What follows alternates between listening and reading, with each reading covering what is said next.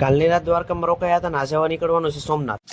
અંબેસર છે અને જામફળ સફરજન લઈને અમે નીકળી ગયા સોમનાથ. બાબલા જેવા તૈયાર થઈને અંધાઈ મિત્રો બેસી ગયા પાછા બસમાં. લાઇટ બિલ વધારે આવી ગયું હતું, પંખા બંધ રાખવા પડ્યા. અમારે જવાનું હતું કોયલા ડુંગર હરસિદ્ધિમાના મંદિરે.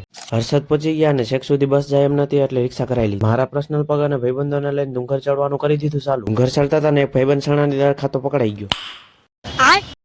થોડું ઘણું ટ્રેકિંગ કરીને ડુંગર ઉપર ચડી ગયા. અને અહીંયા કેમ આવી રીતે બધા પથ્થર રાખે છે તમને ખબર હોય તો કોમેન્ટ કરજો.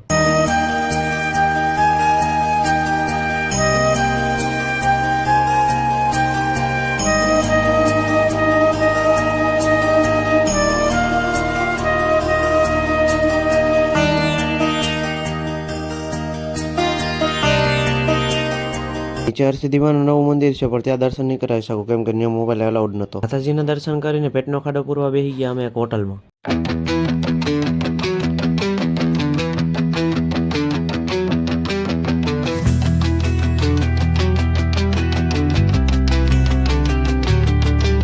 4 કિલો ખાવાનું ખાઈને 2 કલાકની નીંદર કરીને ઉઠીને જોયું તો ડાયરેક્ટ સોમનાથ પૂગી ગયા. બધાએ પોતપોતાના રૂપાર મોઢા ધોઈ લીધા. ચકલા કોઈ દી બાજ ન મળે મને આ તો કબૂતર હતા. પ્રસાદી લઈ સોમનાથ મહાદેવના દર્શન કરી લીધા. મોબાઈલ પર પ્રતિબંધ હોવાના કારણે તમને દર્શન ના કરાય. બધાના મોબાઈલ ભેગા કરીને વેચવાના ઈરાદામાં ફરતો મારો ભાઈબંધ.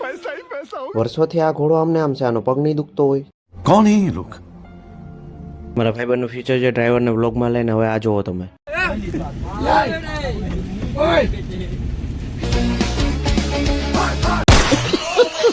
સોમનાથથી દીવ ઓન ધ વે થઈ ગયા અને એક હોટલ આવી ત્યાં હોલ્ડ લઈ લીધો હતો. ચાનો કોટો ચડાવી 10,000ની વેફર લઈને ફાઇનલી દીવ પહોંચી ગયા. ત્યાં જઈ સારી એવી હોટલ રાખી મસ્ત રેસ્ટોરન્ટમાં જમી લીધું. મોટો બ્લોગ મારી આ ચેનલમાં આવી ગયો છે તો જોતા આવજો. અને આ ટ્રીપના પાર્ટ 4 માટે ફોલો કરતા જાજો.